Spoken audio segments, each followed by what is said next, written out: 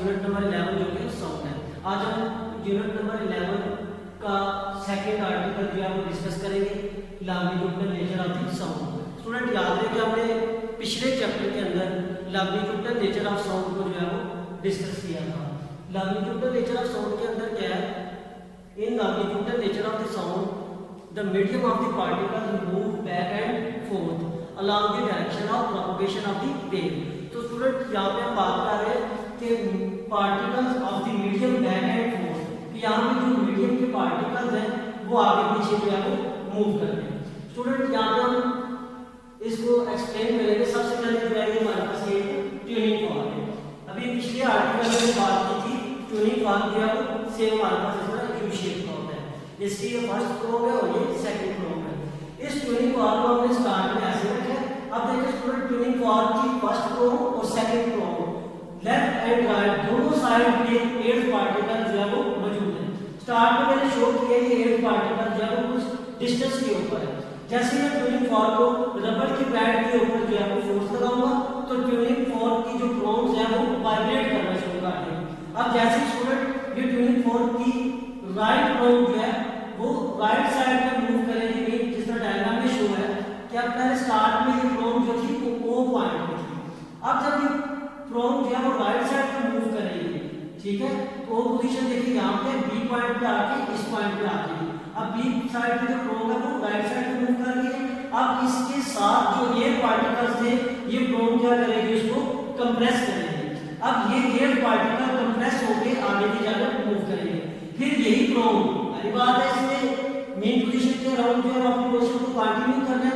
अब यही प्रोब जो है वो पॉइंट ओ पे आएगी, पॉइंट ओ से फिर ए की जानिब जो है वो मूव करेगी। अब स्टूडेंट प्रोब जो है वो पॉइंट बी से जैसे पॉइंट ओ पे आएगा, पॉइंट ओ पे आके ये स्टॉप नहीं होगी, ओ से मूव करके ये ए पे आएगी। अब ये लेफ्ट साइड वाले पार्टिकल्स को जो एयर के हैं उनको कंप्रेस करेगी। फिर स्टूडेंट जैसे ही प्रोब वापस अपनी पोजीशन पे आएगी ओ पे, ओ से फिर ये राइट साइड पे मूव करेगी प्रोब, तो एयर पार्टिकल फिर आगे की तरफ कंप्रेस होंगे। अब देखिए सेकंड वाली बी डायग्राम के अंदर स्टार्ट में जो एयर पार्टिकल कंप्रेस हुए थे वो आगे की जानिब मूव कर रहे हैं। जब आगे की जानिब मूव कर रहे हैं तो एयर पार्टिकल फिर जो कंप्रेस होके पार्टिकल आगे आए थे उसकी स्पेस को सराउंडिंग एरिया से दूसरी एयर ने जो है वो कवर कर रही है। स्टूडेंट इसके एक एग्जांपल आपको दे देता हूं, जिस तरह हम लोग हैंड फैन के थ्रू, जैसे हैंड फैन के थ्रू हम लोग हवा लेने की कोशिश करें। अब यहाँ भी हैंड फैन रेस्ट कंडीशन है, इसके इस साइड पे जो है एयर पार्टिकल है, तो जैसे मैं इस हैंड फैन को इस तरह मूव करूंगा तो एयर पार्टिकल कंप्रेस होकर मेरी तरफ आएंगे ऐसे।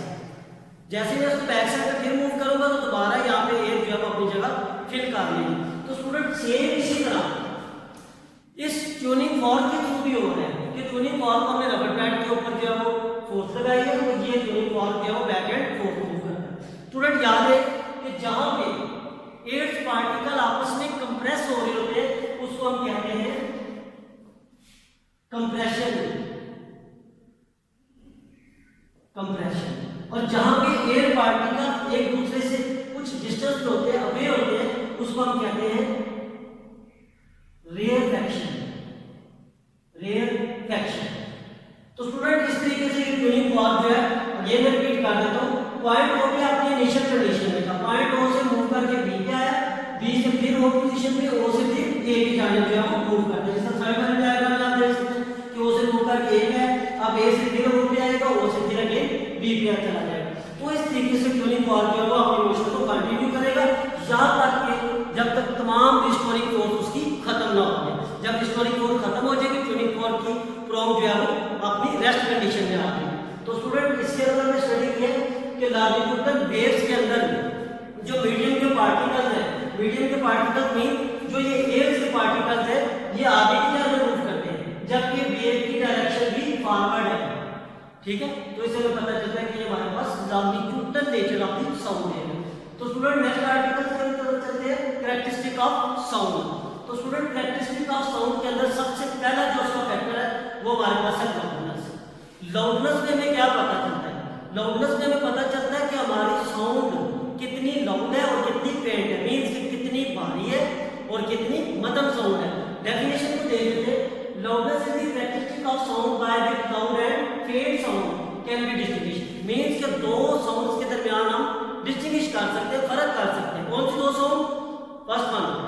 Loud sound, second one fade sound. Mean एक बाहरी और एक मध्यम साउंड के अंदर जो हम फर्क कर सकते हैं। ठीक हो गया स्टूडेंट। उसके बाद हम इसी लाउडनेस के कुछ फैक्टर्स जो है उनको डिस्कस कर सकते हैं। सबसे पहला फैक्टर है हमारे पास amplitude of the vibrating body. Student याद रहे कि बॉडी के एम्पलीट्यूड की हम बात करना चाह रहे हैं कि amplitude of the vibrating body के वाइब्रेटिंग बॉडी का जो है वो एम्पलीट्यूड कितना हो सकता है। तो स्टूडेंट यहाँ पे शो करता हूँ। सपोज ये मैंने एक हॉरिजॉन्टल लाइन जो है वो ड्रॉ कर ली है। इस पे एक वेव शो करते हैं जिसका एम्पलीट्यूड कुछ इस तरह है। अब मेन पोजीशन से लेके इसके मैक्सिमम डिस्प्लेसमेंट तक ये हमारे पास कहलाता है एम्पलीट्यूड। ठीक हो गया। फॉर एग्जाम्पल अगर ये मेरे पास मार्कर है तो मैं इस व्हाइट बोर्ड के ऊपर हल्की सी फोर्स लगाता हूं तो इसका एम्पलीट्यूड क्या है, कम है। जैसे मैं फोर्स ज्यादा लगा रहा हूं तो इसका एम्पलीट्यूड बढ़ जाएगा, जिसकी वेव डायग्राम जो है वो कुछ इस तरह आ जाएगी।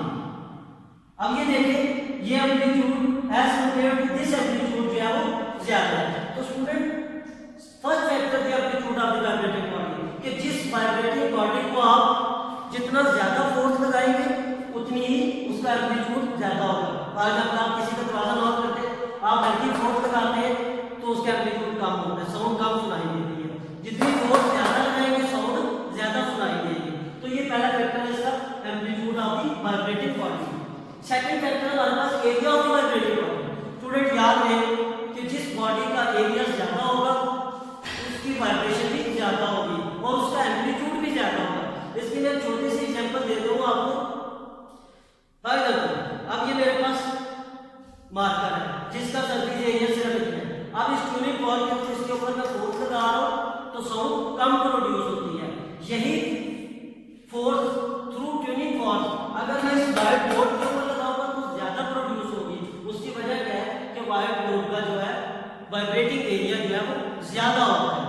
उसके बाद थर्ड फैक्टर जो हमारे पास distance from the vibrating body. Student याद है कि वाइब्रेटिंग बॉडी का जब डिस्टेंस ज्यादा होगा साउंड कम सुनाई देगी, डिस्टेंस कम होगा तो साउंड ज्यादा सुनाई देगी। फॉर एग्जांपल जैसे एक ट्रेन है, जैसे वो स्टेशन की जानिब आ रही होती है तो स्टेशन के जितना करीब पहुंचती है तो उसकी साउंड ज्यादा सुनाई देती है। अब जैसे स्टेशन से मूव करके आगे भी जाना चाहती है तो उसकी साउंड आहिस्ता आहिस्ता कम होना शुरू हो जाती है क्योंकि वो वाइब्रेटिंग बॉडी साउंड प्रोड्यूस करेगी। तो जैसे वो स्टेशन से आगे चली जाएगी उसकी साउंड जो है वो कम होना शुरू हो जाएगी। तो स्टूडेंट ये हमारे पास फैक्टर ऑफ द लाउडनेस के कौन कौन से फैक्टर जो है वो लाउडनेस के ऊपर डिपेंड करते हैं। इन तीनों में से कोई एक भी कम